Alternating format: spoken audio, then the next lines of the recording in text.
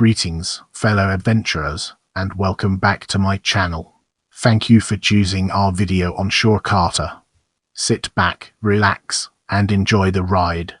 Surakarta Javanese, Pegon, known colloquially as Solo Javanese, is a major city in central Java, Indonesia. The 46.72 city adjoins Karanganyar Regency and Boyolali Regency to the north, Karanganyar Regency and Sukoharjo Regency to the east and west, and Sukoharjo Regency to the south. On the eastern side of Solo lies Solo River Bengawan Solo. Its metropolitan area, consisting of Surakarta City and the surrounding 6 regencies. Greater Solo area, formerly Special Region of Surakarta, was home to 6,837,753 inhabitants according to the official estimates for mid-2023, 526,870 of whom reside in the city proper. Surakarta is the birthplace of the President of Indonesia from 2014 to 2024, Joko Widodo, as well as his son and current Vice President of Indonesia, Gibran Rakabuming Raka. The former served as Mayor of Surakarta from 2005 to 2012, as did the latter from 2021 to 2024. With the foundation laid, let's embark on a journey into history. Hominid habitation in the region of Surakarta is evidenced from roughly 1 million years ago, the age of the Java man skeleton found 80 kilometers upstream. Another famous early hominid from this area is called Solo man. The Surakarta area was part of the Mataram kingdom, and at this time a village called Boyolali seems to have already existed in or around the present-day city of Surakarta, as evidenced by a ferry charter issued by Balitung in Anno Domini 904. The Majapahit Empire renewed this ferry charter in 1358. By the 18th century, the village had acquired the name of Sola. This name is said to be derived from the Sola tree. As the Javanese pronunciation Solo was considered difficult to pronounce by the Dutch, the name later morphed into Solo. In 1745, based on astrological calculations and Dutch commercial interest, Surakarta was chosen to be the new capital of the Mataram Sultanate, which was on the verge of becoming a vassal state of the Dutch East India Company. The formal name is derived from the previous capital Kartasura. The official court history claims that Surakarta originally stood on a lake, which was drained by the favor of the mythical queen of the southern sea, Kanjeng Ratu Kidul. In the ensuing colonial era, the kingdom of Mataram was divided into the Surakarta Sunanate Northern Court and the Yogyakarta Sultanate Southern Court. Surakarta was ruled by hereditary monarchs, who were given the unique Javanese cultural title Susunan. Since both Surakarta and Yogyakarta had become vassal states of the Dutch, traditional court arts, notably gamelan, were developed to demonstrate cultural power instead of developing military power. In the following section, we'll be immersing ourselves in the captivating world of Pakubuwono X. Perhaps the most significant ruler of the 20th century was Pakubuwono X's relationship with the Dutch. His large family and his popularity contributed to perhaps the largest funeral procession that ever occurred in Surakarta. He had spent a large amount of money on the royal graveyard at Imogiri, both the main sections of the graveyard and the new section where he was buried. In the era just before independence, Surakarta had European, Chinese, and Arab quarters. Let's now shift our focus to struggle for independence and explore the ways in which it shapes our perspective.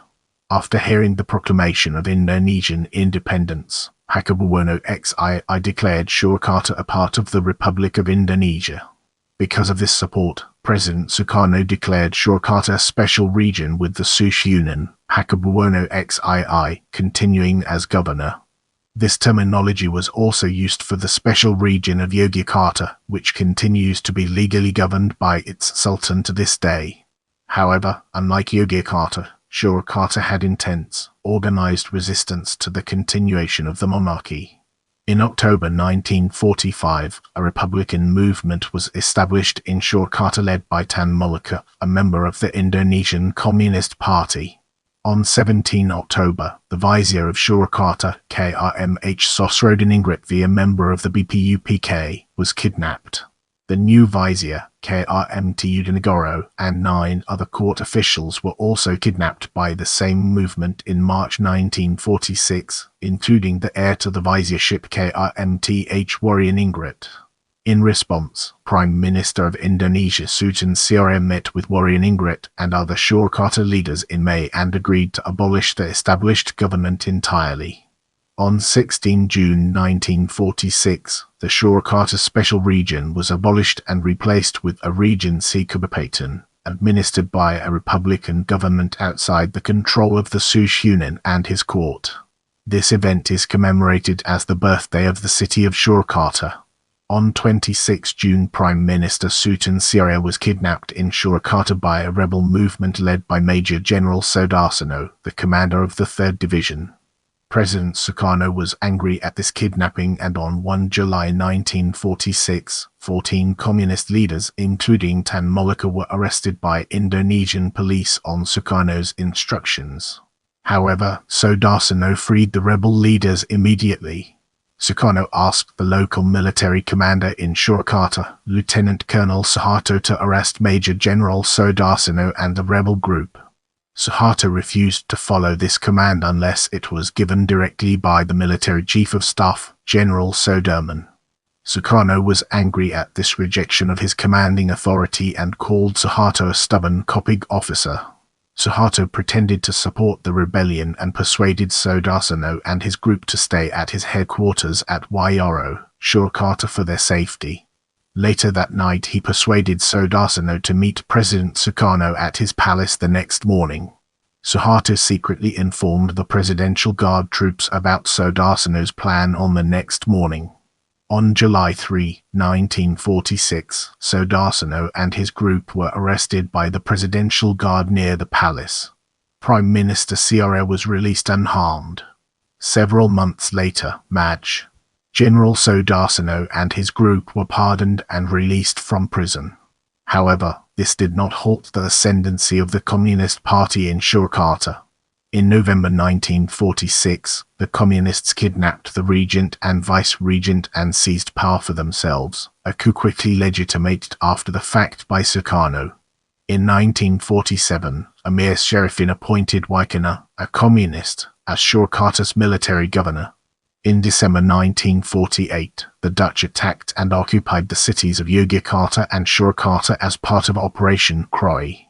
The Indonesian army, led by General Sudirman, started a guerrilla war in surrounding areas. The Dutch declared that the Republic had been destroyed and no longer existed. To disprove this, the Indonesian army conducted large-scale raids into the cities of Yogyakarta and Surakarta, called Serangan Umum.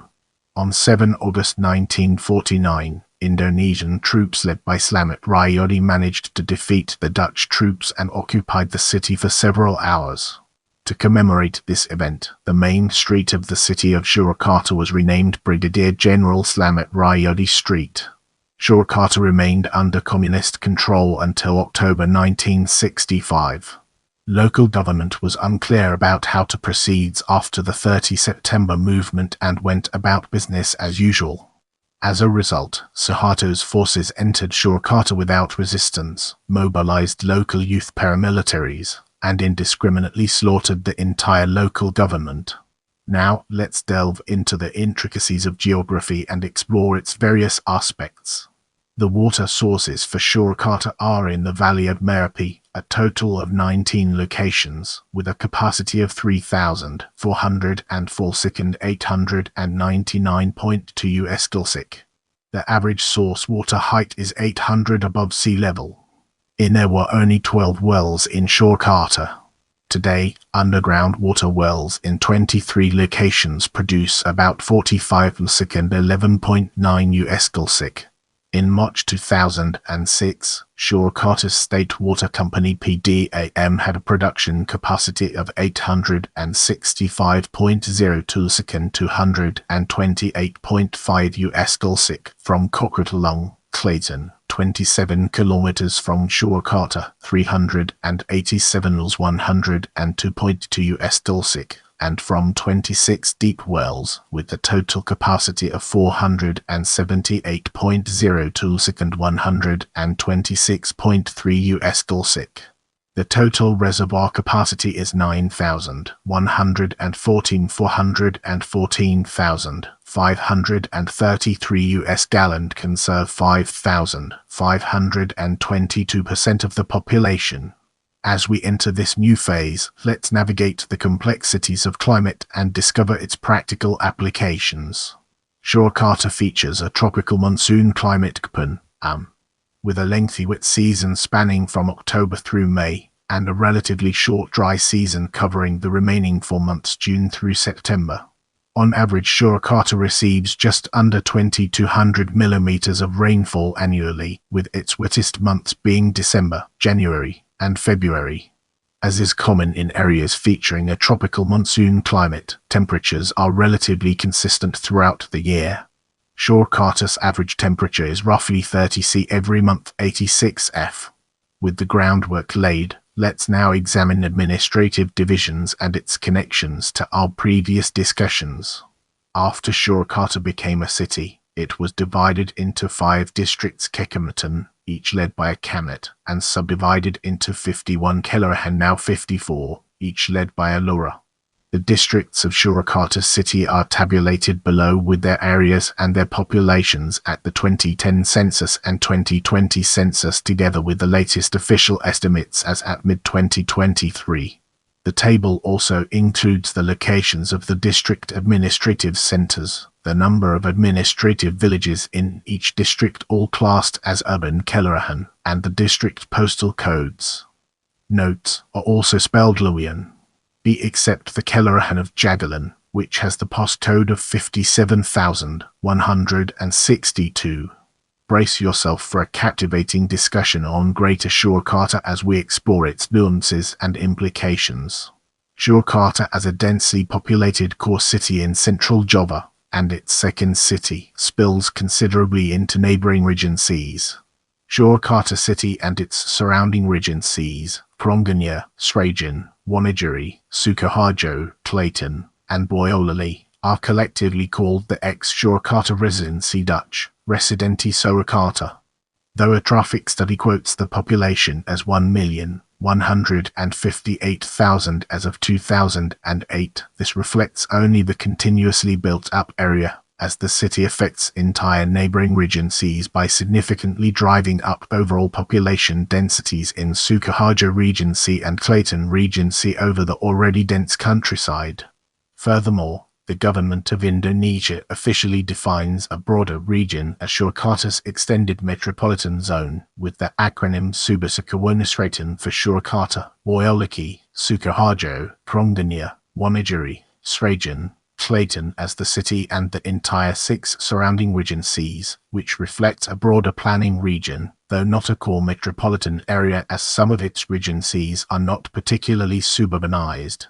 Both the metropolitan area and extended areas border Yogyakarta's metropolitan area, while only the extended metropolitan area borders Gdangsapa or Greater Semarang. In the following segment, we'll be examining demography in greater detail. One of the earliest censuses held in Surakarta Regency, Residentie Surakarta, was in 1885. At that time, with an area of about 5,677, there were 1,053,985 people in Surakarta Residency, including 2,694 Europeans and 7,543 Indonesian Chinese. The area, 130 times the current area of Surakarta, had a population density of 186. The capital of the residency itself, roughly the size of the city of Solo proper in 1880, had 124,041 people living in it. According to the 2009 estimate, there were 245,043 males and 283,159 females, a sex ratio of 86.54 in Surakarta. 119,951 of the population were 14 years or younger, 376,180 were between 15 and 64, and 32,071 were above 65. The number of households was 142,627 and the average number of household members was 3.7. The population growth in the last 10 years was about 0.565% per year. The labor force of Solo in 2009 was 275,546, of whom 246,768 were working, while 28,778 were seeking work. Another 148,254 people aged 15 and above were not in the labor force.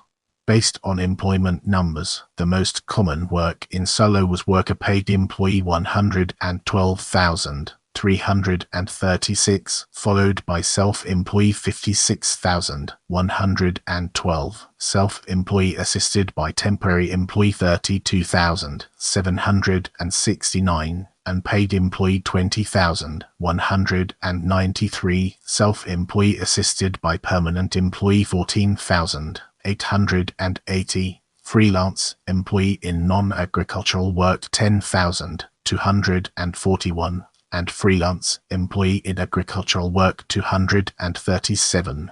Based on the industry, most people in Solo worked in trade 106,426, services 59,780, manufacturing 42,065, communications 16,815, construction 9,217. Financing 9,157, or agriculture 2,608, and the rest in mining, electricity, gas, and water companies 700.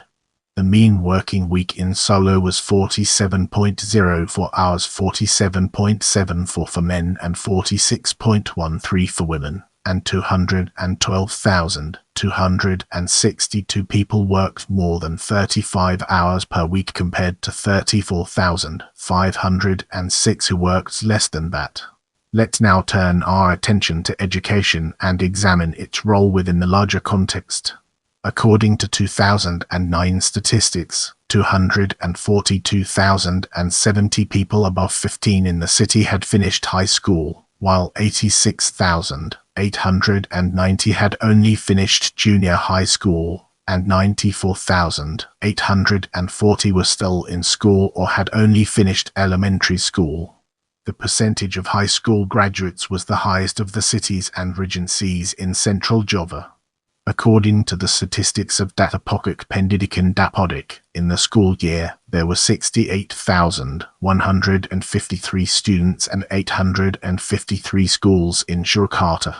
There are two big universities possessing more than 20 students, Sebelas Marid University UNS and Muhammadiyah University of Surakarta UMS. Both are recognized as among Indonesia's 50 best universities according to the Directorate of Higher Education, Ministry of Education RI. There is also Arts Concentrated University Art Institute of Surakarta ISI, Religious Studies State Islamic Institute IAIN Surakarta. There are around 52 private universities and colleges such as STIKES Muhammadiyah, Universitas Tunas Pembangunan, Universitas Slamet Rayodi, Universitas Surakarta, Universitas Setiabudi, etc. Let's now venture into the realm of economy and explore the fascinating intricacies it holds.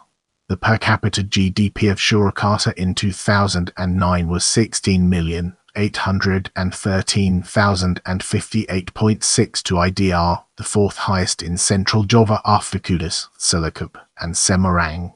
The living standard in 2009 was 723,000 IDR. The Consumer Price Index in January 2011 was 119.44. In this section, we'll be exploring religion. Most people in the city are Muslims, followed by Christians, Hindus, Buddhists and Confucians. In this part of the video, we'll be delving deeper into sports and analyzing its key components. Surakarta has a long sport history and tradition. In 1923, Solo already had a football club, one of the earliest clubs in Indonesia at that time, still the Dutch Indies, called Persis Solo. Persis Solo was a giant club in the Dutch Indies and still exists, but is past its heyday. During the Persrikatan tournament, Persis became 7-time champion. Currently it plays in the Liga 1 Indonesia. Other than Persis, several clubs have existed in Solo: Arsito, Pelita Solo, Persitam Solo FC, and lastly Solo FC played in the Indonesian Premier League in 2011. Persis made Manahan Stadium their home ground. Manahan Stadium is one of the best sports stadiums in central Java, with 20,000 seats, and has several times hosted national and international matches. It was recently the venue for the AFC Champions Cup 2007, the final venue of the Indonesian Cup 2010, and the opening venue for the Indonesian Premier League on January 15, 2011. Surakarta is also home to the West Bandits Solo of the Indonesian Basketball League. They play their home games in the Sritex Arena. Let's now venture into the realm of disabled sports and explore the fascinating intricacies it holds. Surakarta is the first to host National Paralympic Week in 1957 and hosted several of the subsequent games. As a result, Surakarta has sport facilities sufficient for holding international disabled sports games. In 1986, Surakarta hosted the 4th FESPIC Games, making the Games the first in Indonesian para-sport history in which international disabled sports games were held. The city is also the host city of the 2011 ASEAN Para Games, instead of Jakarta and Palembang, where the main games were held, as well as the 2022 ASEAN Para Games, where the original host, Vietnam, only held the 2021 Southeast Asian Games due to COVID-19 crisis. In this section, we'll be shedding light on air and its impact on our understanding of the subject. Adisarmamo International Airport IATA code SOC has direct flights to Kuala Lumpur by Malaysia Airlines and during the Hajj season, Saudi Arabia, as well as regular flights to Jakarta by Garuda Indonesia, Sriwijaya Air, Lion Air and Citylink. The airport is located 14 kilometers north of the city. In 2009, Adisarmamo had 2,060 outbound domestic flights and 616 outbound international flights. In this chapter, we'll be unraveling the enigma of rail and discovering its transformative power. Surakarta has 4 train stations. And Sangkra. Solo Balapan is the largest station in Surakarta, and is the junction between Yogyakarta westward, Semarang northward, and Surabaya eastward, while Purwosari is the junction located west of Solo Balapan, and has a connection to Wonogiri southward. There are several direct lines to other cities such as Jakarta, Bandung, Surabaya, Semarang, Ngawi and Malang. For regional traffic, a commuter train KRL commuter line Yogyakarta Solo connects Surakarta and Yogyakarta. On July 26, 2011, the Bathara Kresna rail bus has been launched to serve route, but for the moment only Purwosari Sukoharjo trackage was ready due to there are 99 bridges should be strengthened between Sukoharjo Wonogiri. Until April 2012, Surakarta Wonogiri railbus is still in a big question mark due to the 12 tons railbus are considered too heavy for existing railroad track that only has the capacity of accommodating 10-ton vehicles. Furthermore, PTKAI have proposed a fare between $3.27 and $4.36 per passenger, while Surakarta administration wants tickets to be priced much lower between $0.54 and $76.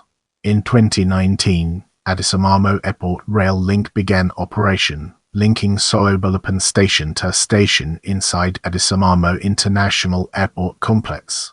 Now, let's delve into the intricacies of road and explore its various aspects. Titandi Terminal is the largest bus terminal in Surakarta. Surakarta is situated on Indonesian National Route 15, which connects it to Yogyakarta and Sidoarjo. Semarang Solo Toll Road connects the city with provincial capital Semarang. In 2009, the total extent of roadways in the city was 705.34 km, 13.15 km State Road, 16.33 km Province Road, and 675.86 km Local Road. The number of bus companies was 23, and the total number of buses operating was 1,115 intra-provincial buses and 1,107 inter-provincial. In 2010, the government of Surakarta launched a new bus service named Batik Solo Trans BST, which resembles Transjakarta Bus Rapid Transit Service. As of 2017, it has only 3 routes. A single trip costs Rp for students. A special ticket for the trip from or to the airport costs Rp. As we progress through this video, let's shift our attention towards tourism and uncover its hidden depths. One main tourist attraction of Surakarta is the Keraton Surakarta, the Palace of Susunan Pakubuwono, also the princely Javanese court of Mangkunegaran.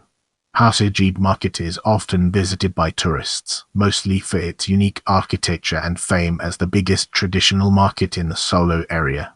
The Pasar Tua is famous for its batiks in all prices and qualities, while the Pasar Triwindhu located near Mangkunegaran Palace specialists in antiques. Taman Sriwadari is a popular local entertainment park featuring a children's playground, dangdut music performance and Wayang Wong traditional Javanese dance performance almost every night. Near the park is Radiopustaka Museum, one of the oldest museums in Indonesia, with a collection of Javanese cultural artifacts. The traditional batik village of Lawian and Kampung Batik Kaman, located in the southwest part of the city and the city centre respectively, are famous for producing fine quality Javanese batik. Within Surakarta, tourists can also use the Jaladara Old Steam train, which was launched in September 2009 for 5.6 kilometers connecting Purwosari Station and Solo Kota Station. In 2011 there were 60 trips and in 2012 will be 80 trips. On November 14, 2022, President Widodo and his Emirati counterpart, Sheikh Mohammed bin Zayed Al Nahyan, inaugurated the Sheikh Zayed Grand Mosque. Built at a cost of $20 million, it is a smaller replica of the Grand Mosque in Abu Dhabi, and is named in honor of the UAE's founder, Sheikh Zayed bin Sultan Al Nahyan. Construction for the mosque began on Monday the 8th of March, 2021. Sheikh Mohammed had offered it to President Widodo when the former visited Indonesia in July 2019. Fire National Press Monument, Solo Edit National Press Monument Fire Sheikh Zayed Grand Mosque, Surakarta Indonesia Sheikh Zayed Grand Mosque. Get ready to immerse yourself in the world of sister cities as we examine its impact and relevance. Montana, Bulgaria, Bilbao, Spain, Algiers, Algeria. If you have any suggestions for future videos, feel free to drop them in the comment section.